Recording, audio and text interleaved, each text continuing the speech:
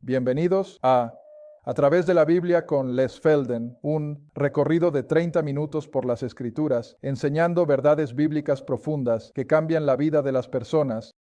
Ahora, aquí está su anfitrión, Les Felden.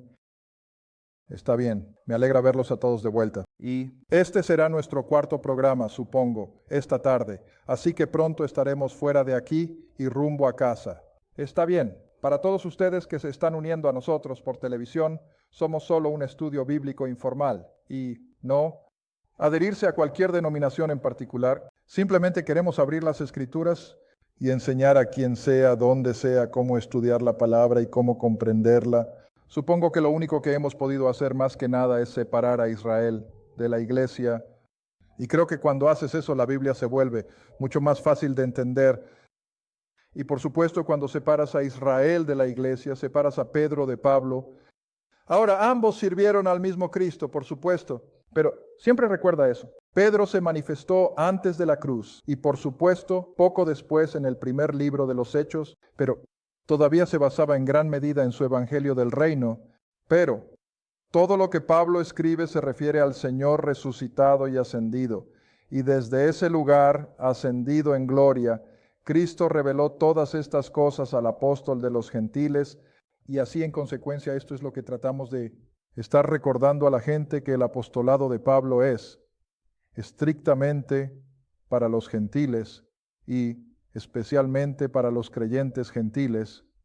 A eso es a quien les escribe. Ahora, eso no significa que dejemos de lado nada. Del resto de las Escrituras usamos todo encaja maravillosamente, pero es como un ensamblaje de piezas. Y no puedes simplemente mezclarlo todo, pero lo mantienes ensamblado como un rompecabezas. Deja que todas las piezas encajen y se convierte en un libro emocionante para estudiar. Está bien, entonces, si podemos volver, supongo que debería mencionar nuestras cintas y libros y demás. Sé que los chicos están listos. Ahí están. Y así tenemos todos los programas pasados que están disponibles, ya sea en video, audio o en papel impreso. Y si puedes usar alguno de esos materiales, llámanos al número 800 y te enviaremos la lista de contenido. Podemos simplemente enviar lo que quieras. Está bien. Esto es un estudio bíblico. Y de nuevo, siempre nos gusta pasar tanto tiempo en las Escrituras como sea posible. Así que vuélvanse conmigo de nuevo a donde acabamos de dejar en Filipenses capítulo 2. Y veamos, Jerry, ¿dónde estábamos? Versículo 16. Y así debemos estar en medio de una nación torcida y perversa. Y recuerda, las cosas no son diferentes hoy que en el Imperio Romano. De hecho, si sabes algo de historia, sabes que la historia se repite y todas las cosas que hicieron caer al Imperio Romano van a hacer caer nuestra civilización occidental, si no es que América por sí sola. Así que siempre ten la seguridad de que históricamente estas cosas están sucediendo una y otra vez. Y así, esto no es solo exclusivo del Imperio Romano, pero incluso para nosotros hoy, que estamos en una nación torcida y perversa entre la cual debemos brillar como luces en el mundo. Está bien, ahora, versículo 16, debemos presentar la palabra de vida que Pablo dice. Puedo regocijarme en el día de Cristo, que no he corrido en vano ni he trabajado en vano. Ahora, por supuesto, cubrimos esto en varios programas anteriores.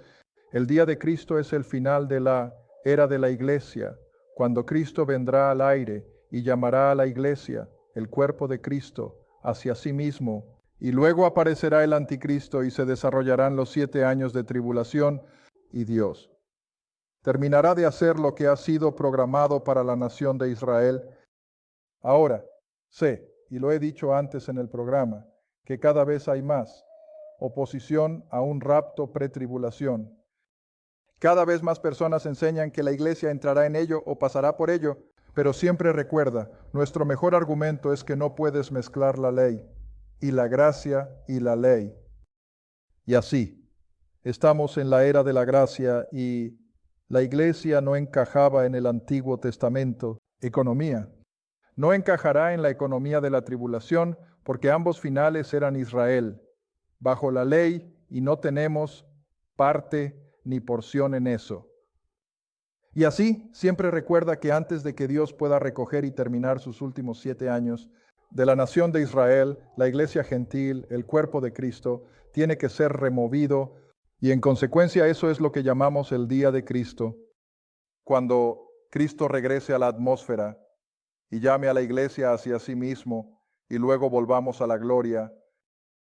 Ahora, el día del Señor, esa es una historia diferente. El día del Señor es el comienzo de la ira, la angustia y el juicio, y eso por supuesto es lo que seguirá al día de Cristo. Pero Pablo no se refiere tanto al día del Señor como al día de Cristo, porque creo que lo incluí en uno de mis boletines aquí.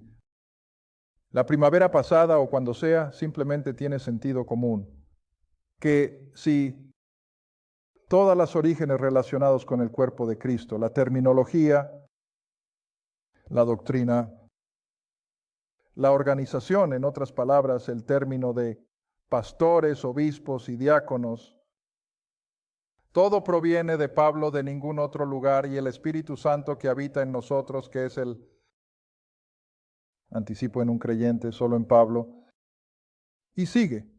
Entonces, que si todos estos aspectos de la era de la iglesia han venido de los escritos de Pablo, el final de la iglesia también tendría que estar allí. Y de hecho así es. Por eso Pablo dice en 1 Corintios 15, he aquí, les muestro un misterio. No todos moriremos, pero todos seremos transformados. Que por supuesto se refiere al día de Cristo, cuando Él descenderá a la atmósfera y nos llamará. Otra cosa que siempre me gusta señalar es que con el rapto, con el día de Cristo, o el llamarnos a la atmósfera y luego de regreso a la gloria, no hay una palabra sobre asistir a juicios catastróficos. No hay nada que indique que justo antes del rapto el sol se convertirá en sangre y la luna se oscurecerá y todo eso. Nada de eso. Mira, pero para la segunda venida eso es todo lo que ves, los horrores de la ira de Dios que acompañarán la segunda venida, pero nunca el rapto. Simplemente seremos llevados en silencio y el mundo probablemente pensará que es un alivio si es que nos extrañan en absoluto, pero no va a ser un evento catastrófico que acompañe, sino que el día de Cristo será esa repentina y silenciosa desaparición del creyente. Está bien, eso es todo por eso. Ahora, si regresan entonces al versículo 16, que él dice, puedo regocijarme. Ahora, por supuesto, tienes que recordar eso.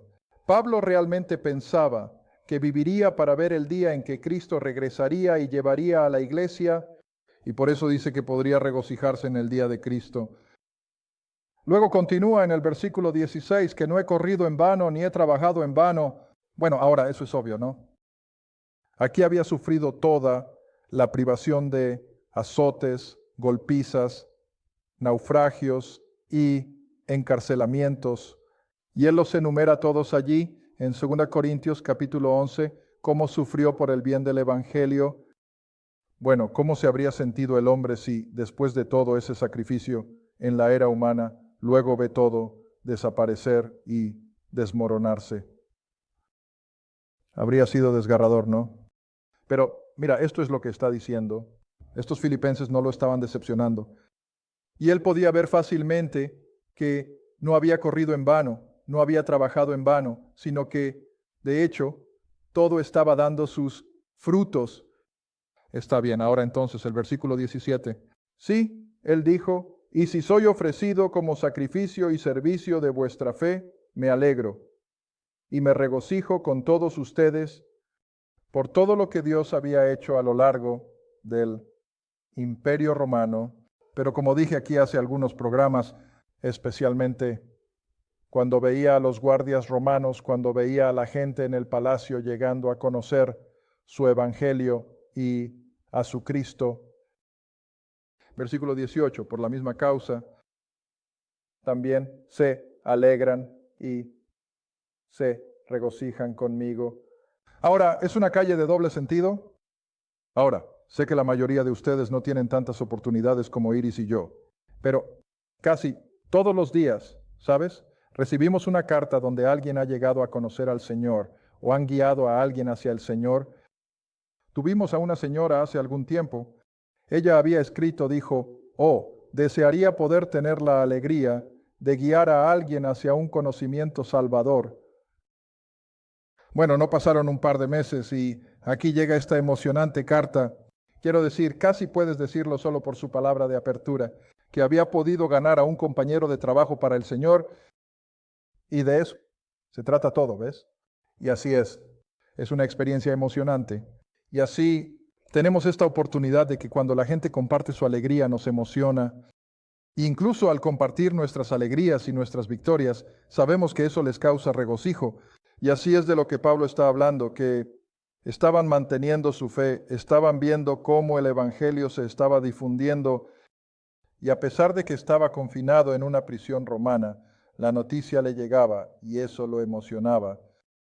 Bien, ahora llegamos al versículo 19 y nuevamente tenemos una referencia a su hijo en la fe, Timoteo, un joven, pero dijo, confío en el Señor Jesús para enviar a Timoteo pronto a ustedes, para que yo también pueda estar de buen ánimo cuando conozca su estado. Ahora tienes que recordar, siempre hay que tener en cuenta estas cosas. Que aquí, probablemente alrededor del 64 o 65 de Cristo, el imperio romano, por supuesto, era ilustre, y cuando vas y miras las ruinas de algunas de las ciudades romanas y las carreteras, definitivamente no eran hombres de las cavernas, de ninguna manera, pero sus comunicaciones eran lentas, los viajes eran lentos. El barco era probablemente la forma más rápida de ir de un lugar a otro, y así tienes que tener eso en cuenta. Y así tiene que enviar a Timoteo desde Roma para que vaya alrededor del extremo sur de Grecia y regrese al mar Egeo para llegar a Filipos. Y así va a enviar a Timoteo. Para que suba a Filipos, sin duda, la idea de llevar de vuelta a Roma un informe sobre cómo estaban esos creyentes filipenses. ¿Ves? Está bien. Y luego el versículo 24, como dijimos en un programa anterior, creo que Pablo esperaba y pensaba que ganaría su caso en la corte y sería liberado. Ahora, por supuesto, algunos teólogos piensan que sí, y que fue arrestado una segunda vez cuando fue martirizado. Pero al poner todas estas cosas en balance, aún tengo que sentir que solo tuvo un encarcelamiento y no logró asegurar su liberación. Pero si lo hizo, así sea, y puede que haya tenido un año o dos más para volver a visitar las iglesias, pero sea lo que sea. Dice en el versículo 24, con esa esperanza en mente de que ganaría ese caso en la corte y sería liberado. Así que dice, confío en el Señor, versículo 24, que yo también vendré pronto. Mira, físicamente, no solo en el espíritu. Versículo 25. Pero como no hay nada definitivo, dice sí. Supuse que era necesario enviarles a Epafrodito, que era un ciudadano de Filipos, mi hermano que está en la fe, compañero en el trabajo, compañero soldado, pero tu mensajero, mira, él había venido de Filipos, bajó y ministró a las necesidades de Pablo en la prisión en Roma, y el pobre debió haber estado a punto de morir de alguna enfermedad o algo así. Versículo 26, porque él anhelaba mucho verlos a todos, y estaba lleno de tristeza porque habían oído que había estado enfermo. En otras palabras, cuando los filipenses oyeron que uno de sus compañeros creyentes, Epafrodito, estaba casi enfermo hasta la muerte, realmente se preocuparon por eso. Y luego, en el versículo 27, Pablo dice, de hecho, estuvo enfermo, casi, hasta la muerte, pero Dios tuvo misericordia de él al perdonar su vida y traerlo de vuelta al infierno. Y no solo sobre él, sino también sobre mí, para que no tuviera tristeza sobre tristeza. En otras palabras, Pablo compartió el dolor de perder a este buen amigo y compañero soldado, Epafrodito. Ahora el versículo 28. Así que ahora no solo envía a Timoteo, sino que también envía a Epafrodito. Y así dice, lo envié por lo tanto con más cuidado. En otras palabras, imagino lo que Pablo está diciendo. Me aseguré de que estuviera fuerte, lo suficientemente fuerte físicamente para hacer el viaje, porque quieres recordar, tenía que ir desde Roma, rodeando la bota de Italia, bajando un poco por el Mediterráneo, y luego todo el camino por el mar Adriático para llegar a Filipos. Y así, eso requeriría a alguien con plena salud y fuerza. Y así dice, tuve que tener cuidado de que él estuviera completamente capacitado para hacer el viaje. Así que lo envié, por lo tanto, con más cuidado, versículo 28, para que cuando lo veas de nuevo puedas alegrarte, dándose cuenta de lo cerca que había estado de la muerte y que yo podría estar menos afligido. Versículos 29 y 30, vamos a apresurarnos. Quiero entrar en el capítulo 3. Recíbanlo, por lo tanto, en el Señor con toda alegría y mantengan a tales en alta estima, porque por la obra de Cristo estuvo cerca de la muerte. Ahora, eso es todo lo que sabemos. Podemos especular todo lo que queramos. Puede que haya contraído una enfermedad en el camino de Filipos a Roma. Puede que se haya encontrado con un accidente. No lo sabemos. Pero sabemos que Epafrodito luchó una batalla real, pero el Señor lo protegió y lo trajo de vuelta a su plena salud. Y así dice, estuvo cerca de la muerte, sin preocuparse por su vida. Así que algo podría haber pasado, que estaba en camino a Roma. Puede que haya sido atacado por ladrones. Nunca he podido leer nada que indique cuál era su problema, pero era para suplir tu falta de servicio hacia mí. Está bien, ahora entonces, al entrar en el capítulo 3, nos estamos acercando al final de esta carta. No vamos a terminarlo de ninguna manera, pero entraremos en el capítulo finalmente, hermanos míos. Regocíjense en el Señor. Ahora confío en que todos han estado siguiendo esta constante referencia a la alegría y el regocijo, a pesar de sus circunstancias, a pesar de la persecución y la presión constante que había sobre todos los creyentes gentiles, así como sobre Pablo en prisión. Ahora, cuando digo creyentes gentiles, siempre tienes que recordar que los judaizantes odiaban el cristianismo. Y esto no es un menosprecio hacia el pueblo judío. Quiero decir, después de todo, podían ver que el cristianismo estaba haciendo incursiones en su religión que habían disfrutado durante 2000 años. Volviendo a Abraham, ahora nadie quiere que alguien haga incursiones en su religión. ¿Sabes eso? La religión es una parte integral de la mayoría de las personas. Y cuando empiezas a jugar con su religión, se ponen nerviosos muy rápido. Bueno, aquí era igual. Mira, el pueblo judío estaba luchando contra las pequeñas iglesias de Pablo con todas sus fuerzas, porque era un cambio completo de dirección del judaísmo. Y eso es lo que es la gracia y la ley. Así que, como dije antes, tenían toda esta presión del mundo pagano. Tenían esta presión de los políticos romanos porque la adoración al imperio significaba más para los intelectuales romanos que la mitología, y así lo tenían desde todas las direcciones, ¿ves? Así que él dice, regocíjense. A pesar de todas estas circunstancias, regocíjense en el Señor. Escribirte las mismas cosas, para mí de hecho no es gravoso, pero para ustedes es seguro. Ahora viene la advertencia. Cuídense de los perros. Cuídense de los obreros malvados. Cuídense de la concisión. ¿Ha cambiado algo? Nada ha cambiado. Esto es tan apropiado para ti y para mí hoy como lo fue para los filipenses en el 65 después de Cristo o cuando sea que lo escribió. Déjame llevarte de vuelta. Regresa a... veamos. Ponte Pedro capítulo 3. Pedro capítulo 3. Capítulo 2. Pues Pedro capítulo 2. Ahora, es cierto que Pedro escribe principalmente, y lo digo específicamente, no exclusivamente, pero escribe principalmente a judíos que estaban dispersos por todo el imperio romano. Creo que probablemente eran pequeñas congregaciones de judíos, no estoy seguro todavía, pero eso es lo que estoy pensando cada vez más. Que estas eran pequeñas congregaciones de judíos de la era del reino que aún no habían llegado realmente al evangelio de Pablo, por así decirlo, pero no hace ninguna diferencia. La advertencia es la misma. Y así ahora dice en 2 Pedro 2, versículo 1.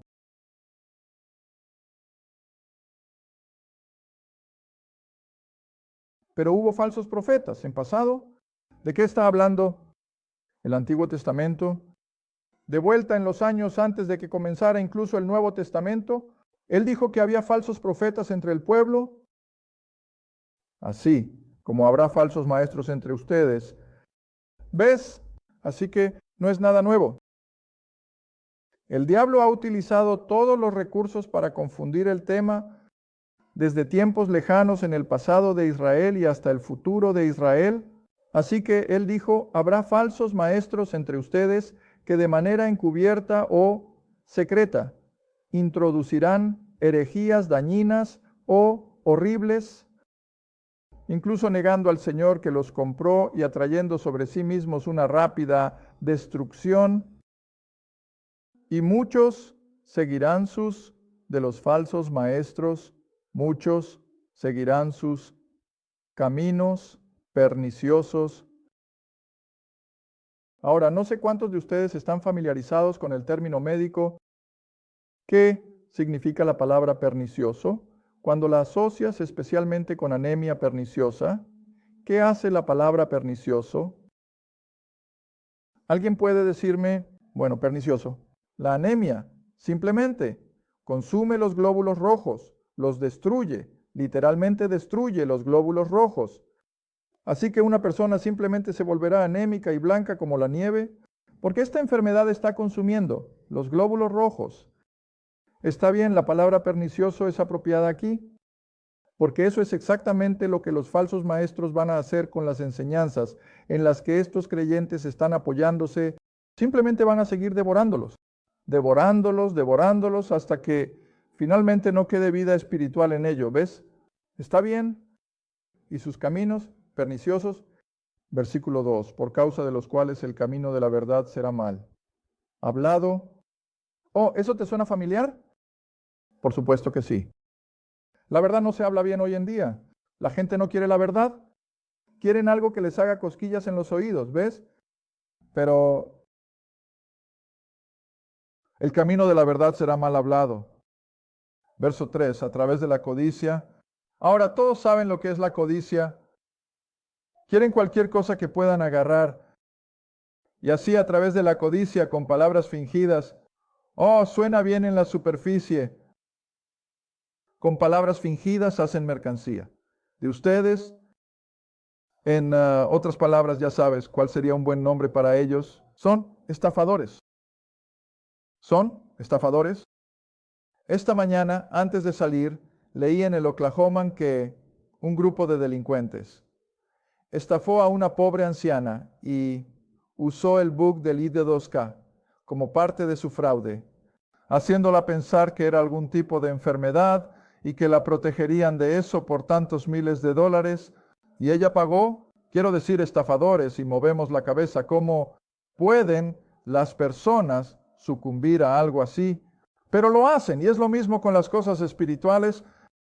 Todos los estafadores pueden aparecer y hacer que todas estas cosas suenen tan bien con sus palabras fingidas, y hacen mercancía de ustedes, cuyo juicio, continuando en el verso 3, cuyo juicio ahora desde hace mucho tiempo no tarda y su condenación no duerme.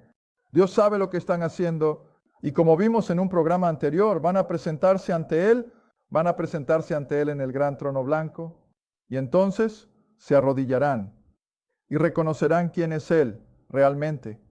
Bueno, entonces bajemos al verso 12.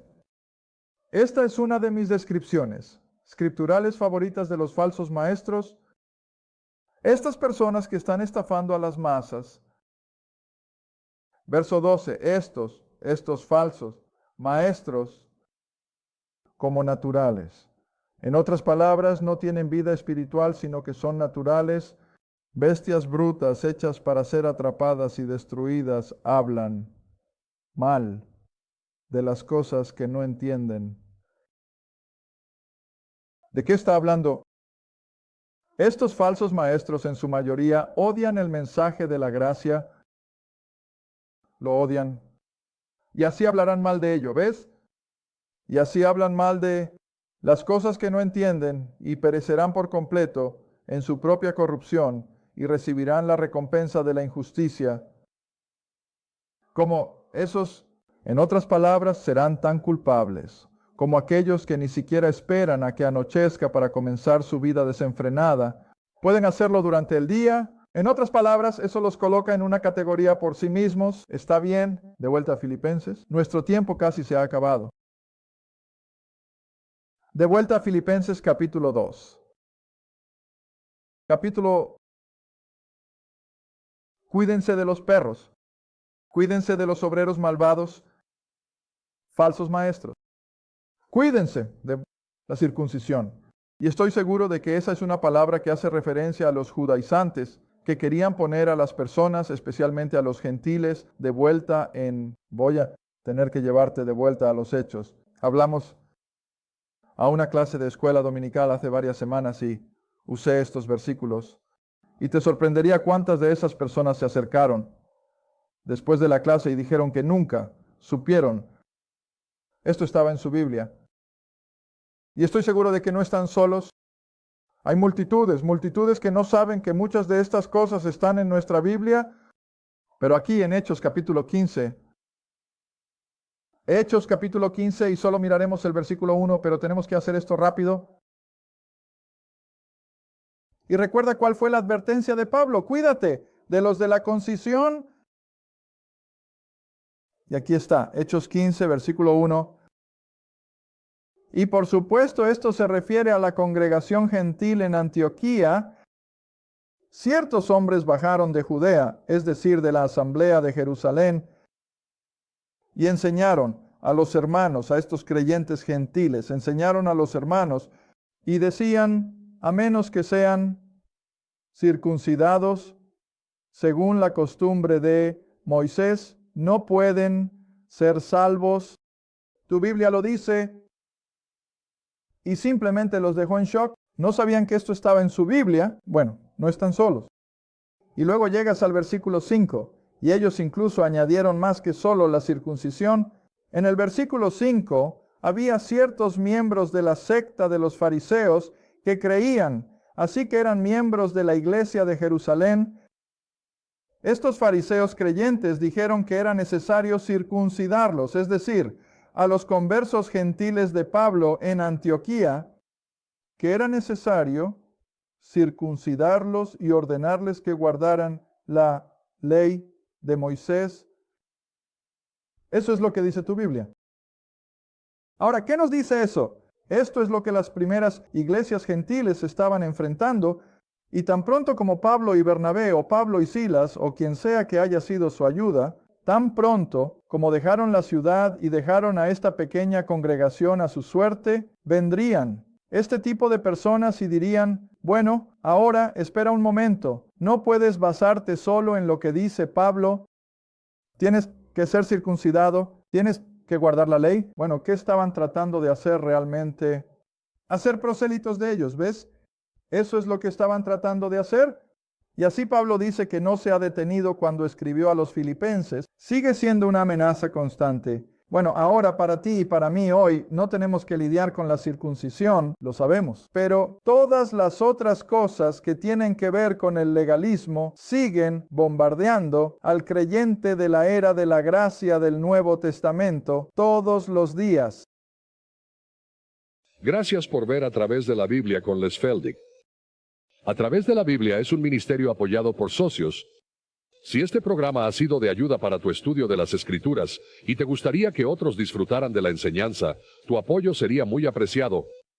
Escríbenos a Les Feldick Ministries, Ruta 1, Caja 760, Quinta, Oklahoma, 74552, o llama al 1-800-312-69-78856. Recuerda, todos los programas están disponibles en forma impresa, en audio, en casete y en video. Asegúrate de sintonizar la próxima vez en A Través de la Biblia con Les Feldick